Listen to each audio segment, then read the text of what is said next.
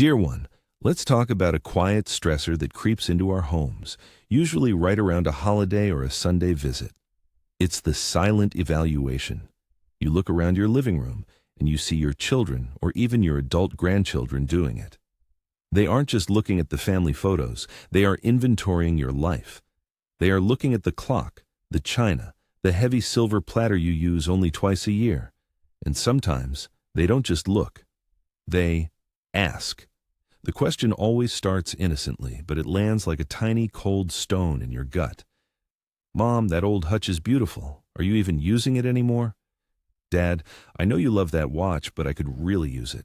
Will you ever wear it again? We feel immediate shame, don't we? We feel caught. Suddenly, our home doesn't feel like our sanctuary anymore. It feels like an antique store with a closing down sale sign hanging subtly in the window. If you are over 60, protecting your health and protecting your peace starts with protecting your boundaries. And nowhere are those boundaries tested more often than when family members start claiming your legacy while you are still making coffee in the morning. This conversation isn't about being stingy. It's about dignity. It's about keeping control over the one place you absolutely must remain sovereign, your own home. We have reached an age where we must protect our energy like it's currency. We cannot afford the stress of feeling obligated, evaluated, or pressured. That stress, the kind that makes your shoulders knot up before your son-in-law even walks through the door, is worse for your health than any forgotten vitamin. You earned these things. You chose these items. They represent your history, your memories, and your successful navigation through life. When someone quietly demands them, they are silently implying that your time with them is over.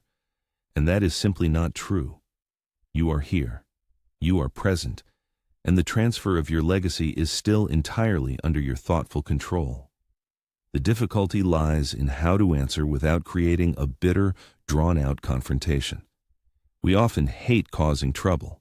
We worry that if we say a simple no, we will look selfish, or worse, we will confirm their silent suspicion that we are getting old and stubborn. So we usually stammer, or we change the subject, or we agree vaguely just to stop the stress. And then, we spend the whole next week worrying about when they will come back to pick up the item. That ends today. We are going to install a boundary shield.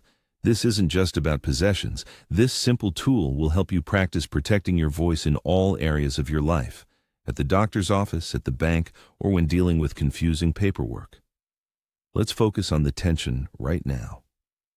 Imagine your daughter-in-law standing beside your grandmother's rocking chair, runs her hand over the worn wood and says softly, "I'd love to have this for our new nursery, Mom. What's your plan for it?"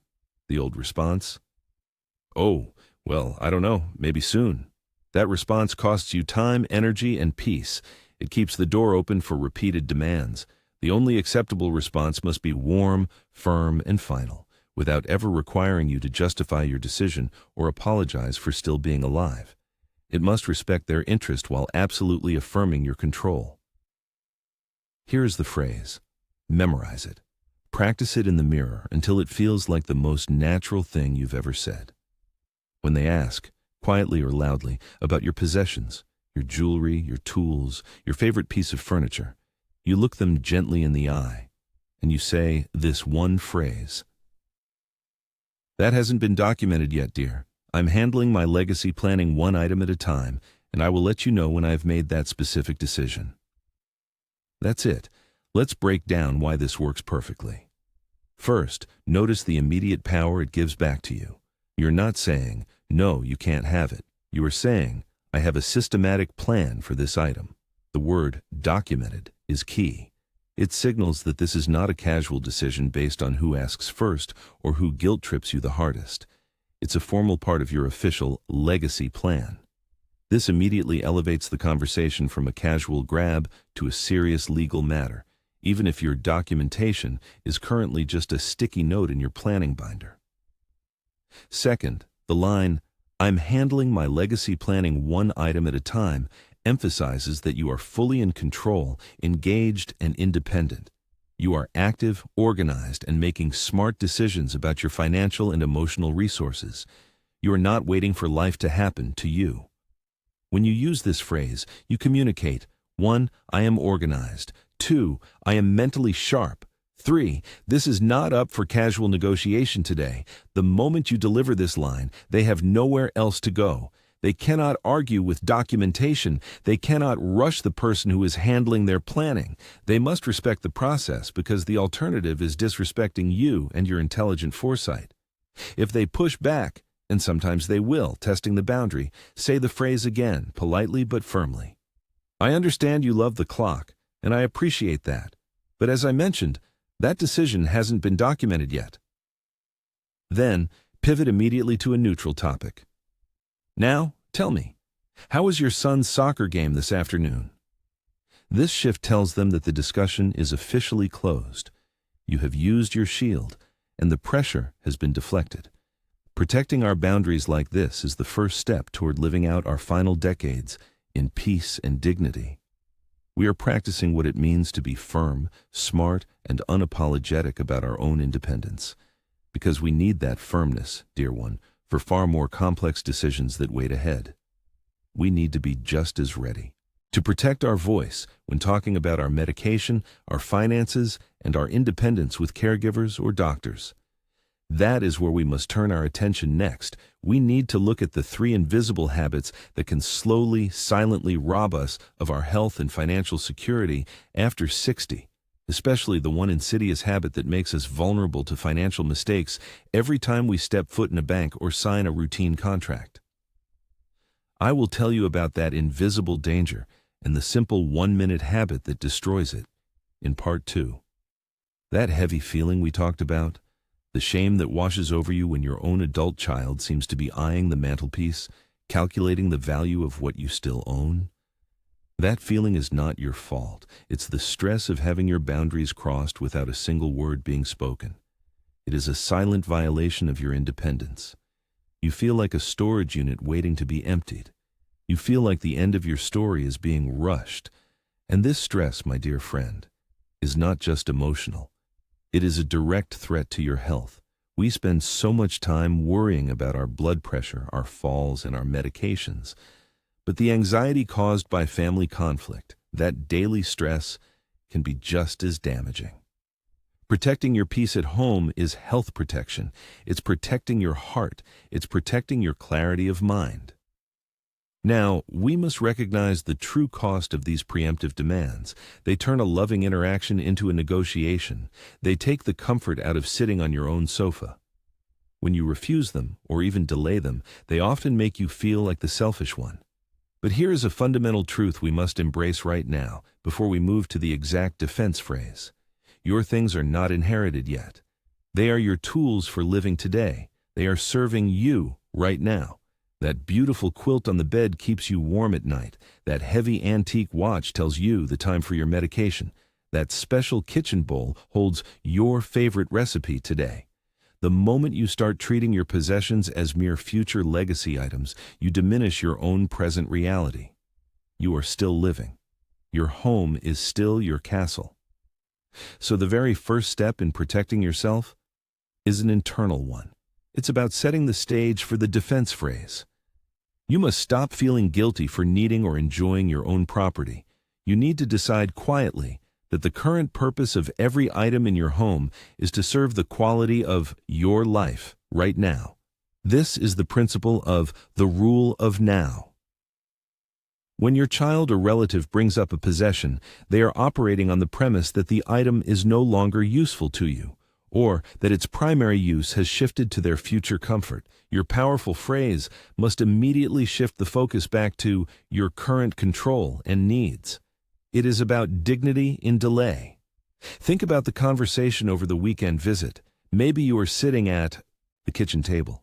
They mention the beautiful silver spoons, saying they would look so lovely in my new dining room.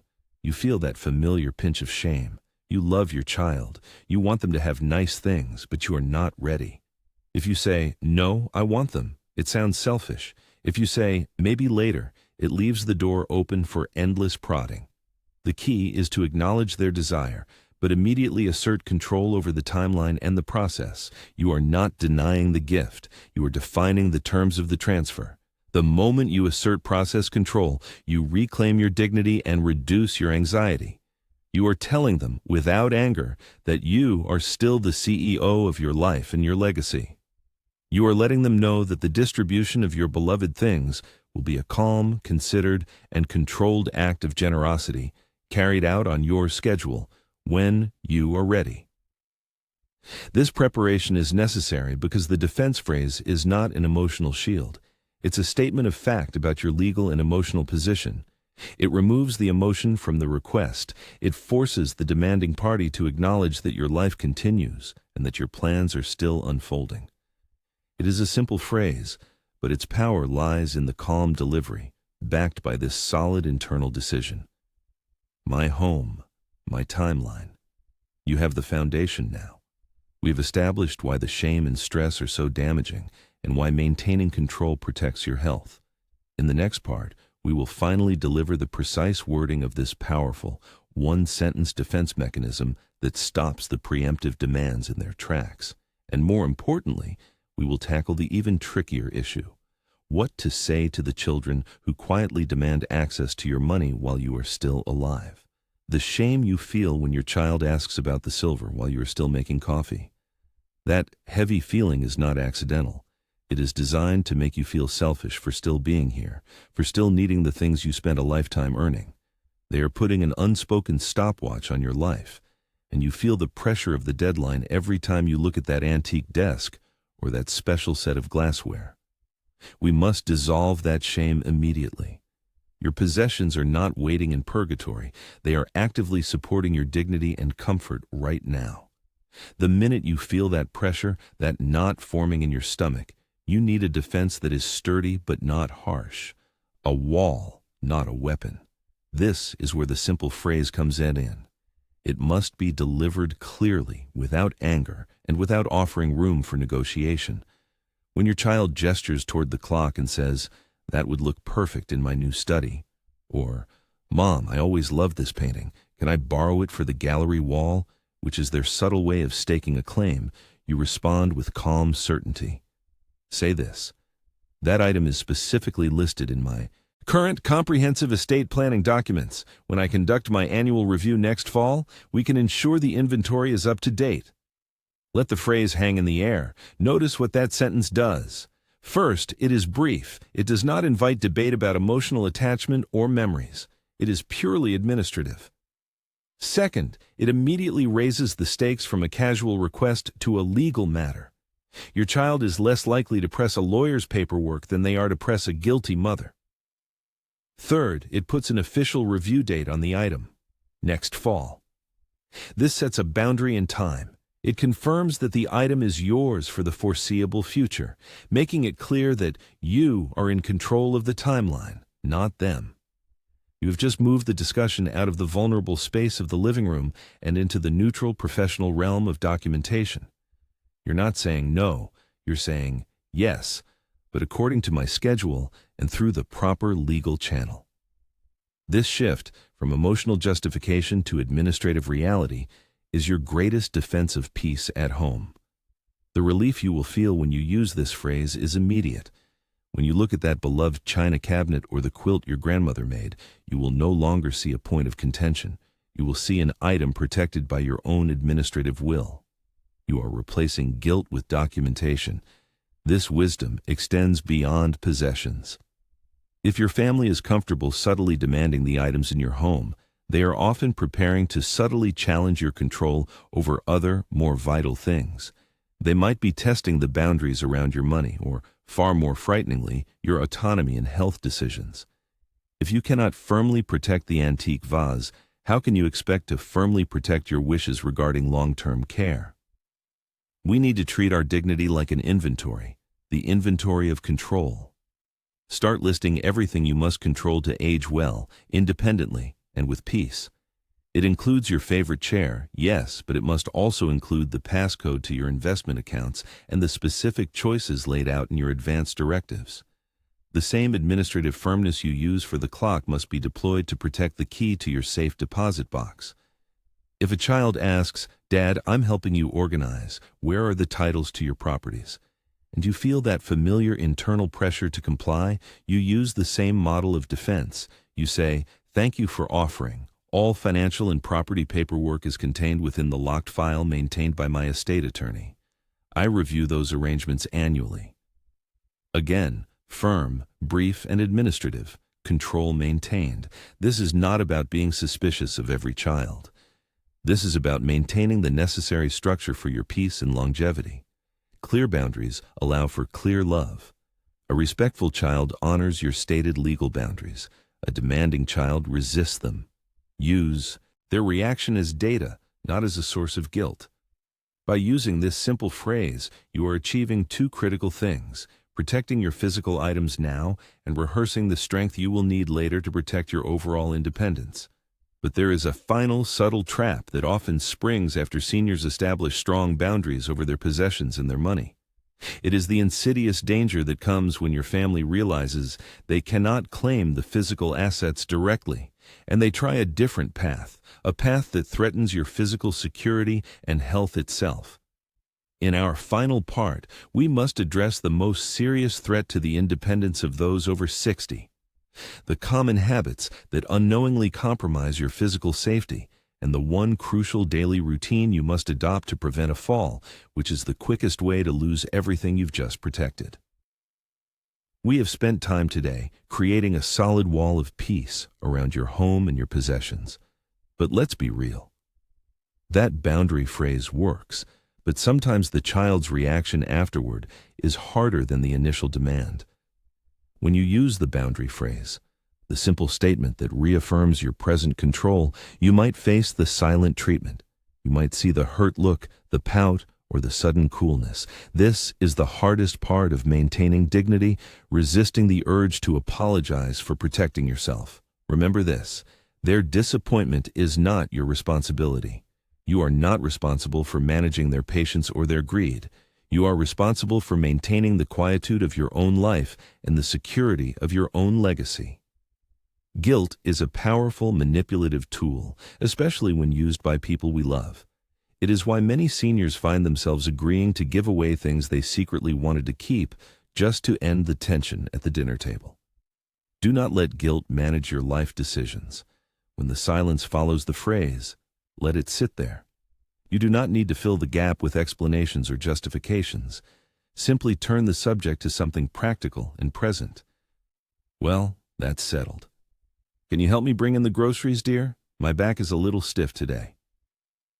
By moving immediately back to the present moment and a helpful task, you gently communicate two things. First, the conversation about your assets is closed. Second, if they want to be close to you, they must respect your current needs and your current authority. This is a vital exercise in protecting your independence. If your children learn they can pressure you into giving up the little things now, they will feel entitled to pressure you into giving up the big things later, like where you live, how you spend your savings, or who makes your medical decisions. Controlling the china cabinet today prepares you to control your health decisions tomorrow. Now, let's talk about a deeper layer of wisdom. The true legacy you pass down is not the sterling silver or the grandfather clock. It is the story behind those items. When they ask for something, use that moment not just as a defense opportunity, but as a teaching moment. Pivot the conversation from the object itself to the value it represents. Instead of just saying the phrase to shut down the demand for the old tackle box, try this: "That tackle box stays here for now because I still use it for my tools.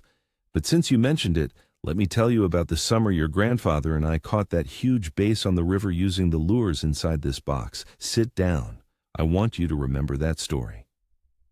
Suddenly, the child is no longer demanding property. They are receiving history. They are asking for connection, and you are supplying it in a safe, controlled way. You're giving them something far more valuable than the object. You're giving them the wisdom, the memory, and the love that transcends the physical item.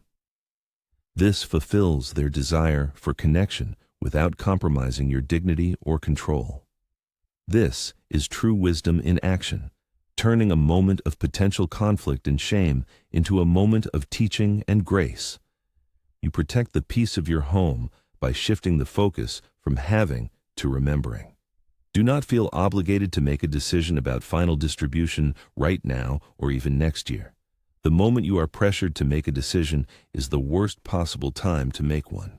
Those choices should be made calmly, on your own timeline, in consultation with your trusted advisor, not in response to a demand at Thanksgiving dinner. Your peace comes from knowing you are capable, you are respected, and you are in charge of your life until the very end. The wisdom we gather in our later years grants us that right. We have spent our time wisely today, securing our emotional boundaries, which are often the first things to erode as we age. We have learned the simple phrase that restores authority and maintains dignity at home. We have fortified our ability to manage guilt and turn demands into moments of connection. But the journey to true independence in your later years requires us to protect every front.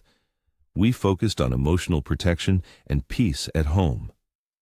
Next, we must turn to the one thing that can shatter all that peace in a single moment. We need to discuss the silent, unseen dangers lurking in the most familiar parts of your home, and the two simple daily habits that reduce your risk of losing your mobility and your independence by over 50%. If protecting your possessions seems important, protecting your ability to walk unaided is essential. This is not about fear. It is about preparation. Join me next time as we look closely at how the elderly fall and the crucial warning sign that you might miss in the bathroom tonight.